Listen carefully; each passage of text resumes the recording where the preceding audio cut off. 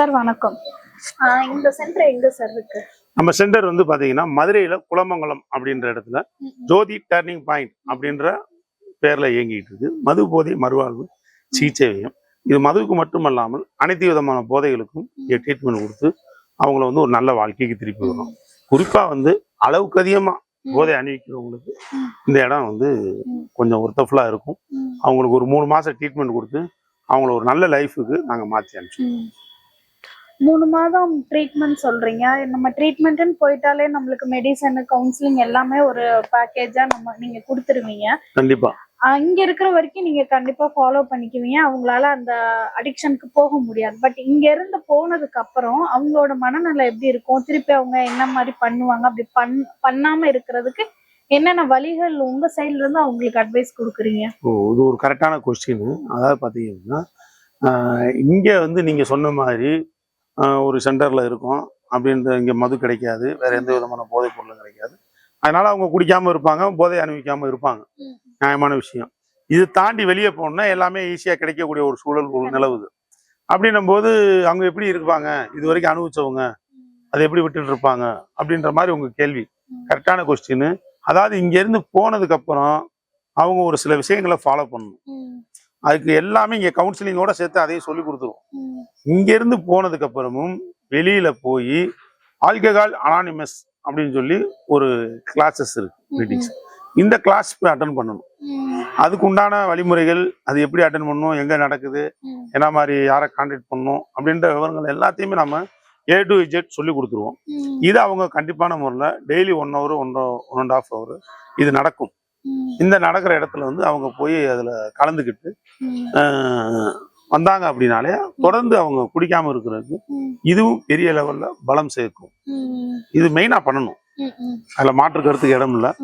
சென்டர்ன்ற ஒரு அடிப்படை தான்.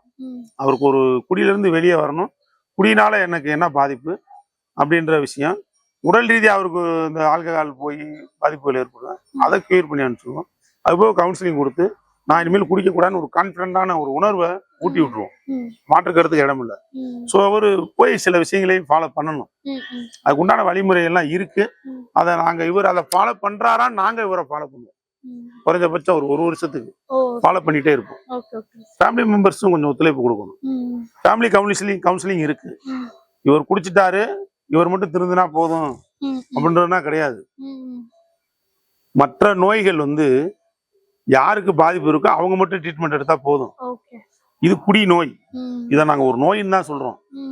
ஏன் இதை நோயின்னு சொல்றோம் அப்படின்னா, குடிக்கிற எல்லாருமே இந்த மாதிரி ஆகுறது இல்லை, குடி நோயாளிகளாக. எப்படி வந்து ஒரு சுகர் பேஷண்ட் வந்து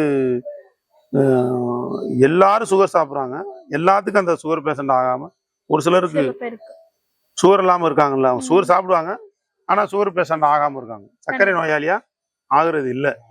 அந்த மாதிரி தான் குடிக்கிற எல்லாருமே குடிநோயாளி அல்ல. இது வந்து ஒரு சிலருக்கு உடல் ஒவ்வாமை, அவங்களுடைய அலர்ஜி, இது எல்லாம் சேர்ந்து அவர் குடி நோயாளியா மாற்றும். இவருக்கு அது சேரல, மது வந்து சேரலைன்னா மற்ற பொருள் சேரலைன்னா சேர்க்க மாட்டாங்க. இந்த பொருள் சேரலைன்னா நிறைய சேர்ப்பாங்க, அதுதான் சேரலைன்னு அர்த்தம்.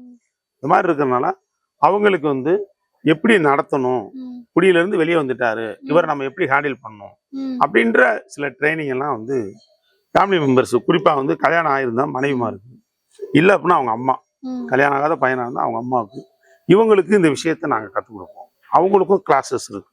அவங்களும் அந்த மாதிரி கிளாஸஸ் அட்டன் பண்ணாங்க அப்படின்னா அவங்க வாழ்க்கை ரொம்ப பிரகாசமா இருக்கும். ஏன்னா ஒரு குடி நோயாளி ஆயிட்டான் அப்படின்னா அவனுக்கு ஒரு ஆன்மீக கோளாறு உள்ள மனுஷனா இருக்கான்.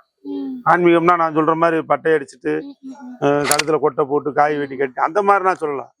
ஆன்மீகம்ன்றது எங்க பாஷையில என்ன அப்படின்னா, தனக்குத்தானே நேர்மையா இருக்கிறது, உனக்கு நீயே நேர்மையா இரு அப்படின்றது ஆன்மீகம் எங்களை பொறுத்த வரைக்கும். அந்த ஒழுக்கமா சுய ஒழுக்கத்தோடு அவன் இருந்துட்டாலே அவன் வந்து ஆன்மீகம். இந்த ஆன்மீகத்துல வந்து அவன் நோய்வாய்ப்பட்டு போய் கிடைக்கான் ஒரு குடி நோயாளி.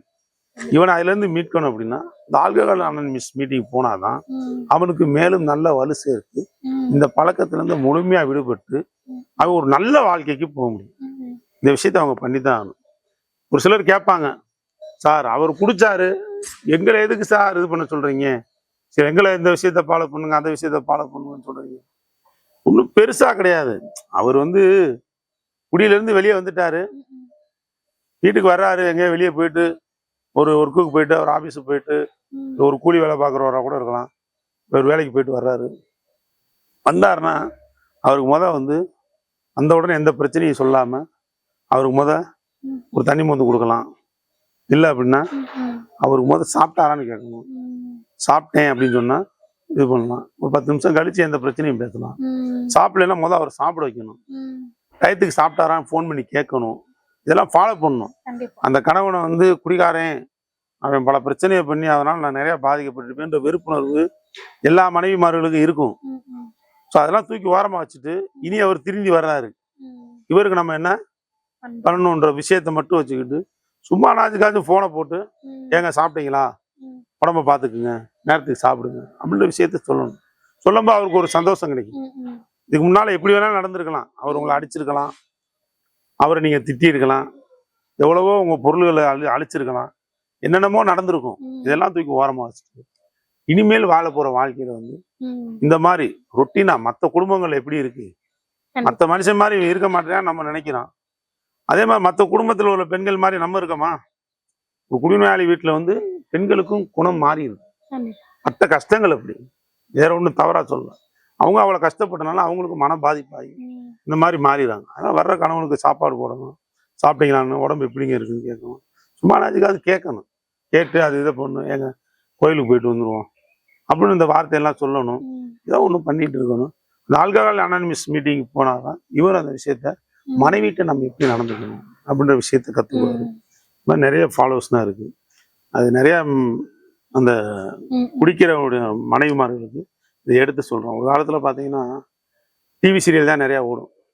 அப்போ நாடகம் பார்க்கறது இந்த மாதிரி தான் முழுமையா இருப்பாங்க பெண்கள்.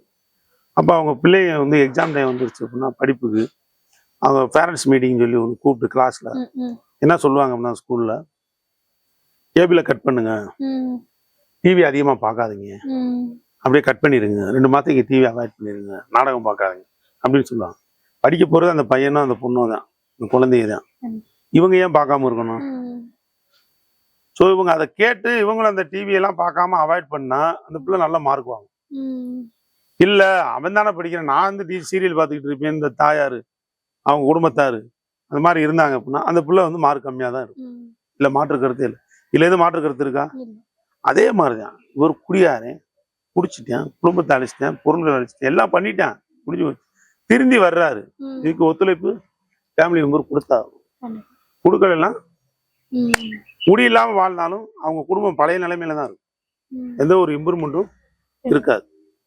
அவர் குடிக்க கூடாதுன்னு சொல்றீங்க, குடிக்கல அப்படின்னு வாழ்ந்தாலும் அந்த வாழ்க்கையில ஒரு ருசியோ ஒரு இம்ப்ரூவ்மெண்ட்டோ ஒரு முன்னேற்றம் எதுவுமே இருக்காது. இதாவது மையத்துக்கு வரட்டும், ஏதாவது டவுட்னா அந்த ஸ்கிரீன்ல நம்பர் கொடுத்துருக்கோம், அந்த நம்பருக்கு கால் பண்ணிட்டோம், எல்லாருக்கும் சொல்றோம். குளமங்கலத்துல மதுரையில இந்த இடம் இருக்கு. மறுபடியும் நான் சொல்லக்கூடிய விஷயம், குடிக்கிற நபருடைய சம்மதம் தேவையில்லை. குடிக்கிற ஒரு நபருடைய குடும்பத்தார் சம்மதம் இருந்தாலே போதும். ஆல் ஓவர் தமிழ்நாடு எங்க இருந்தாலும் நாங்க கார் மூலமா அழைச்சிட்டு அவருக்கு நல்ல முறையில் சிகிச்சை கொடுத்து உங்க வீட்டு பிள்ளையா, நல்ல பிள்ளையா, குடி இல்லாத பிள்ளையாவது ஒப்படைக்க தயாராக இருக்கும். நன்றி.